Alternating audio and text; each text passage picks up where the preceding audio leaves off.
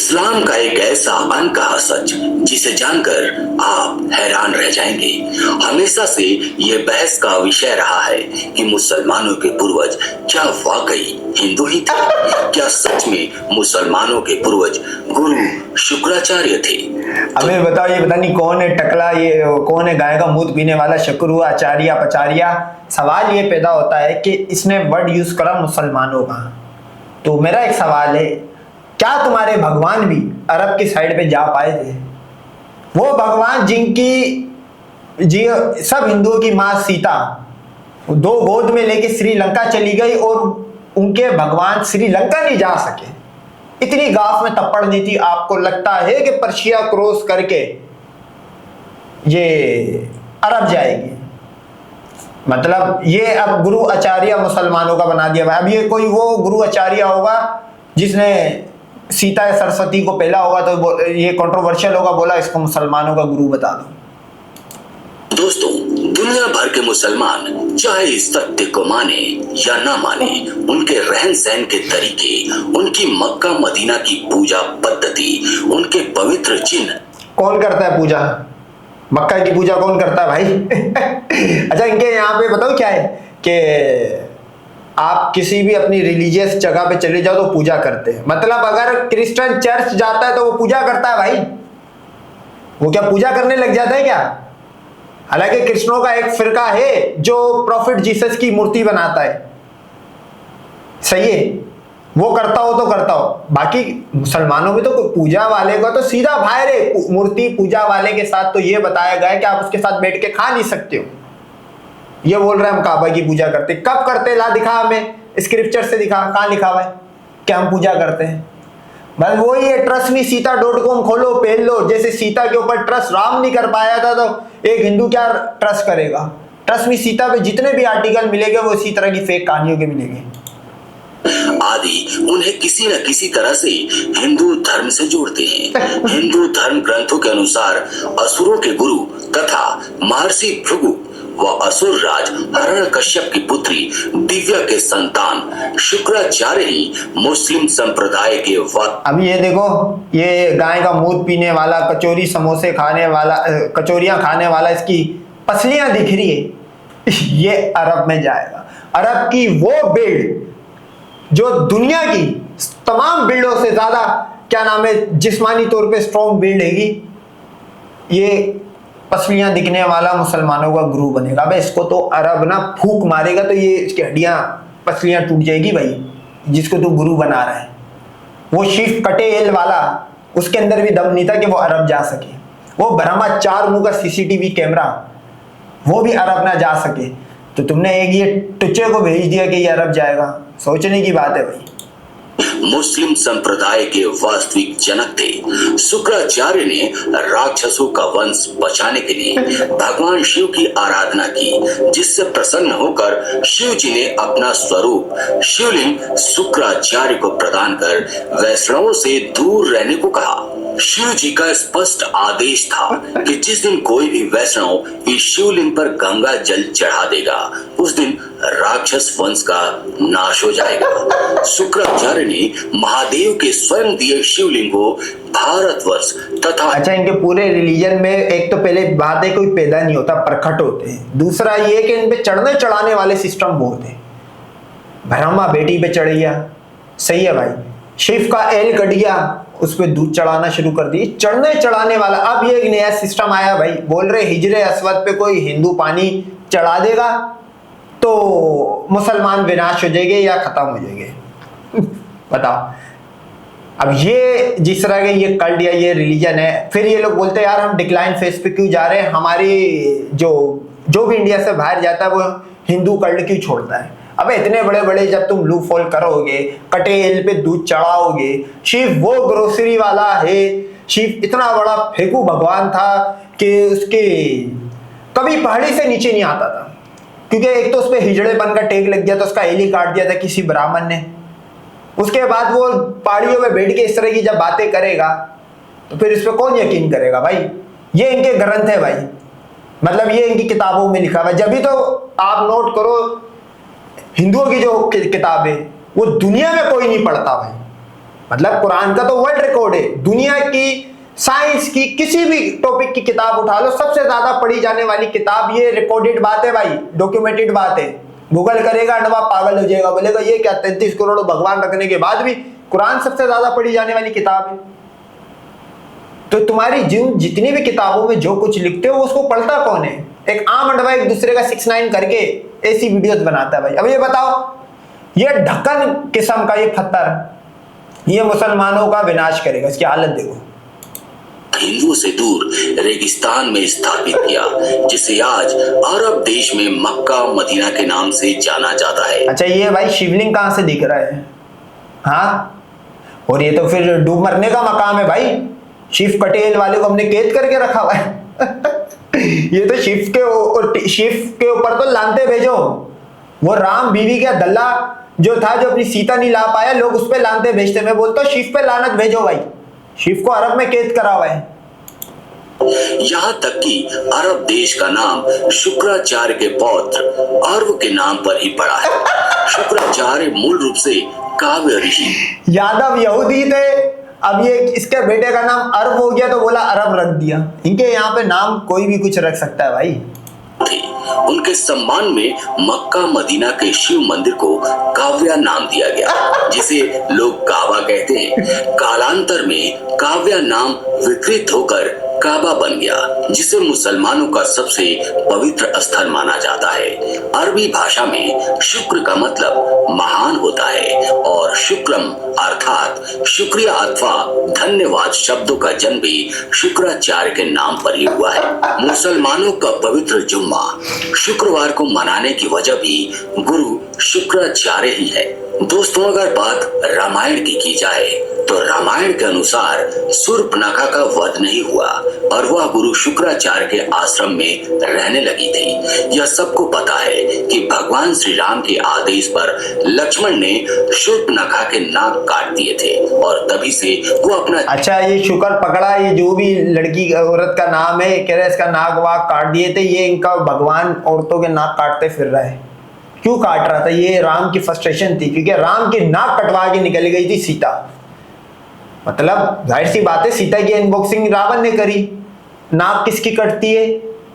जिसकी नजर होती है। हालांकि दोनों राम और रावण दोनों पीडीएफ केस है भाई, क्योंकि सीता 6 साल की थी भाई, और 7 साल की उम्र में सीता दूध देने वाली गाय कैसे बन गई? असल नाक कटी है राम की। राम फ्रस्ट्रेशन में आके अपने आसपास वालों की नाक काट रहा था। अब ये शुक्रा पड़ंग पता नहीं कौन है, इसकी नाक काट दी। अब ये इसकी नाक कटी है इंडिया में। सवाल ये पैदा होता है ये अरब कैसे पहुंच गए कटी नाक लेके?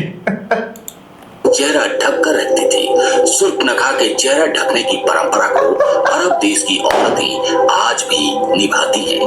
और अच्छा, हिंदू औरतें जो साड़ी पहनती है, नंगी घूमती है, साड़ी मीन्स आधा नंगा, इसका मतलब तुम लोग मानते हो सीता सरस्वती नंगी घूमती थी, पूरा सामान दिखा के घूमती थी। और यही बात है भाई, इनकी किताब के अंदर ही लिखा हुआ है।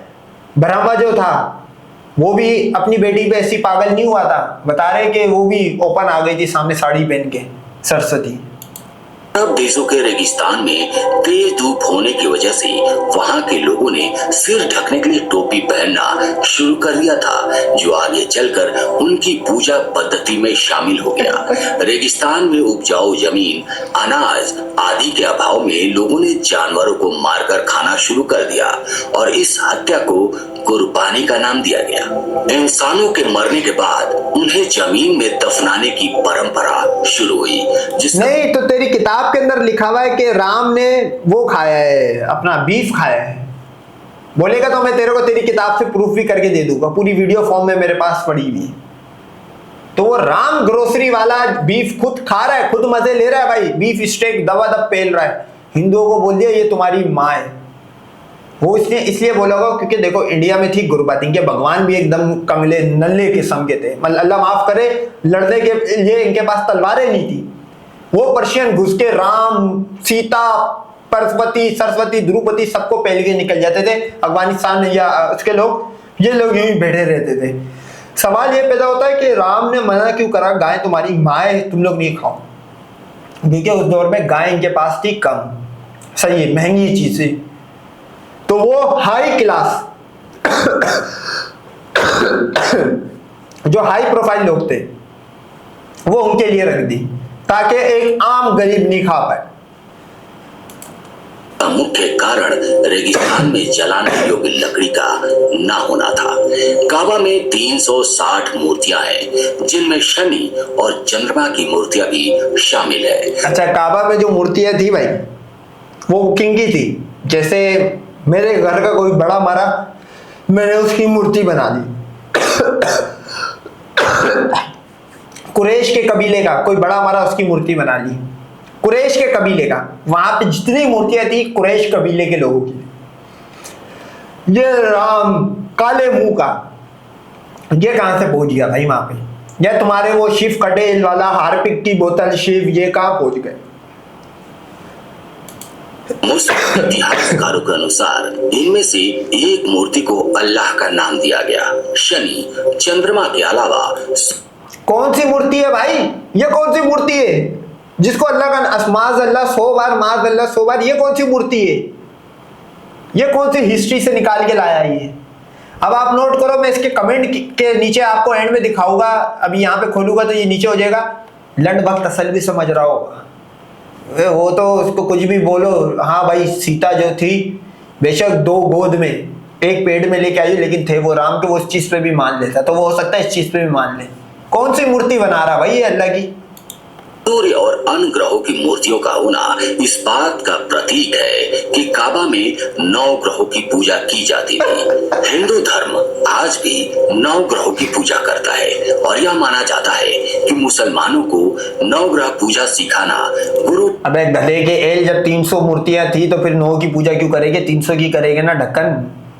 शुक्राचार्य का ही काम है। अर्ध चंद्र को हिंदू धर्म में पवित्र माना जाता है क्योंकि यह भगवान शिव के ललाट की शोभा को बढ़ाता है। अर्ध चंद्र चिन्ह का काबा में महादेव के प्रतीक पर होना इस चिन्ह को मुसलमानों में पवित्र बनाता है और इसे इस्लाम के झंडे पर स्थान दिया गया है। हिंदू धर्म के पवित्र शब्द ओम के संस्कृत रूप ओम को अगर शीशे में देखें तो यह अरबी भाषा में लिखे गए अल्लाह की तरह ही दिखाई देता है। यहाँ तक कि मुसलमानों में पवित्र माना जाने वाला 786 अंक भी। ये 786 सिर्फ एक ही है, वो है खिलाड़ी अक्षय कुमार, खिलाड़ी 786। 786 ये कौन सा नंबर है भाई? ला मेरे को कुरान और हदीस से प्रूफ करके दिखा। 786 ये क्या होता है? मतलब बच्चा गिनती सीख रहा हो, वो नहीं बच्चा बोलता है। बच्चे को अगर आप पढ़ना सिखा रहे हो 1 2 3 4 5 6 7 8 9 के बाद फिर 6 बोल देगा क्योंकि उसको 9 नहीं आ रहा था। ये 786 कहां से आ गया भाई? ये तो फुल नंबर भी बन जाएगा किसी का। ये कोई इस्लाम में नहीं है भाई। ये नंबर गिरियां तुम्हारे यहीं होगी। 6 9 और फला डिमकाना कामा सूत्र तुम्हारे यहाँ पे कुछ भी नहीं है। और ये ओम जो ये पाँव की जूती भी नहीं है भाई। ये कहां से तू इस्लाम में फिट कर रहा है सोम को? ओम से ही बना है। ध्यान देने वाली बात यह है कि कोई भी मुसलमान इस बात को स्वीकार नहीं करता कि 786 अंक वास्तव में हिंदुओं का वैदिक प्रतीक। अबे गधे के एल 786 तो इस्लाम में है ही नहीं भाई। ये कौन सा नंबर है? कोडिंग मतलब शॉर्ट फॉर्म में चल रही है, कोड वर्डिंग में बातें चल रही है। वो नहीं बचपन में हम लोग बात करते थे फे वाली लैंग्वेज में। ये क्या बहुत चल रहा है? क्या चल रहा है भाई? मतलब वो हिंदुस्तान का तो वो वाला मुसलमान वो इस चीज पे क्या पता मान भी ले, वो मुर्तद है। हिंदुस्तान में जो हिंदुस्तान का मुसलमान काफिर और मुर्तद क्यों? वो नंबरों की वजह से। वो जिंदगी भर तो यूं कर रहा होता है मुर्दार के सामने जाके। तो वो इस तरह 786 420 302 146 144 जितनी भी दफा सेक्शंस मौजूद होगी उन सबका नाम लिख के बोल देगा। लेकिन इनका इस्लाम से कोई लेना देना नहीं है इन नंबरों का। ओम है। कोई भी मुस्लिम बुद्धिजीवी ये नहीं बता पाता कि अगर 786 अंक ओम नहीं तो आखिर। अबे गधे के एल 786 कोई नंबर इस्लाम में मौजूद ही नहीं है। और ओम तो पाँव की जूती, इसको इंडिया में भी पूरे हिंदू नहीं जानते हो कि ओम क्या है। ये तो मैं अक्सर कॉन्डम की इंस्टा पे जब शॉर्ट फॉर्म लिखता हूँ तो CONDO और आगे ओम का साइन लगा देता। तो कॉन्डम है भाई, ये ओम थोड़ी है, कॉन्डोम है। मुसलमान मक्का जाकर काबा के शिवलिंग की 7 बार परिक्रमा करते हैं, जो बहुत पहले से चला आ रहा है। गुरु शुक्राचार्य ने यकीनन इस्लाम से पूर्व पैदा हुए अरब क्षेत्र के लोगों को हिंदू पूजा पद्धति अबे ये तो बताइए, गुरु जो था तेरा शिव के कटे के मुंह वाला, ये अरब कैसे पहुंच गया भाई? देखो तुम लोग मैक्सिमम मजदूरी तुम्हें मिलती थी पर्शिया के बॉर्डर एरियाओं में या अफगानिस्तान में, तुम लोग मुसलमानों के पास मजदूरियां करते थे, सही है। ये अरब कैसे पहुंच गया भाई? और वो जिसकी नाक काटी थी राम ने गुस्से में आके, क्योंकि राम की उसने वो राम को चिढ़ाती होगी, यही बोलती है कि भाई जा बे नल्ले, तेरी तो बीवी वहां पे नाक कटवा रही है श्रीलंका में, मुंह काला करवा रही है और तू यहाँ काला मुंह लेके बैठा हुआ है। तो वो भी कैसे अरब पहुंच गई, वो जो निकाब वाली थी जिसका नाक काट दिया था? सवाल ये पैदा होता है ये उड़ने, क्योंकि इनके पास तो हनुमान वाली फैसिलिटी भी नहीं थी, छोटा बड़ा होने वाली स्प्रिंग भी नहीं थे, हवा में उड़ने वाले भी नहीं थे, ये कैसे अरब पहुंच गए भाई? हनुमान की भी तुम लोग टोपी रखते तो समझ भी आ जाता, ये तो टेक्निकल पहुंच ही नहीं सकते ना भाई। बुढ़ा रेगिस्तान क्रॉस करके कैसे जाएगा? जिंदगी भर इसने गाय का मूत और गोबर खाया, गाय का मूत पिया होगा और गोबर खाया होगा, इसकी बिल्ड आपको समझती है, लगती है कि ये जाएगा। और हिस्ट्री जो डॉक्यूमेंटेड हिस्ट्री है उसके अंदर 1000 साल हिस्ट्री इनकी, ये 1400 साल हिस्ट्री या इनकी 5000 साल हिस्ट्री, बताओ क्या है? कोई ये लोग किसी के पास नहीं गए, लोग इनके पास आए, इनको गुलाम बनाए, इनको मारा पीटा, इनसे मजदूरियां करवाई, ये हिस्ट्री मौजूद है, ये कहीं नहीं गए भाई। होगी। मक्का से कुछ ही दूरी पर एक बड़ा साइन बोर्ड लगा है जिस पर लिखा है कि इस क्षेत्र में गैर मुस्लिमों का प्रवेश वर्जित है। यह साइन बोर्ड उस समय का प्रतीक माना जाता है जब, अरे भाई ये सऊदी गवर्नमेंट का रूल है कि नॉन मुस्लिम अलाउ नहीं है, ये सऊदी गवर्नमेंट ने लिखा हुआ है।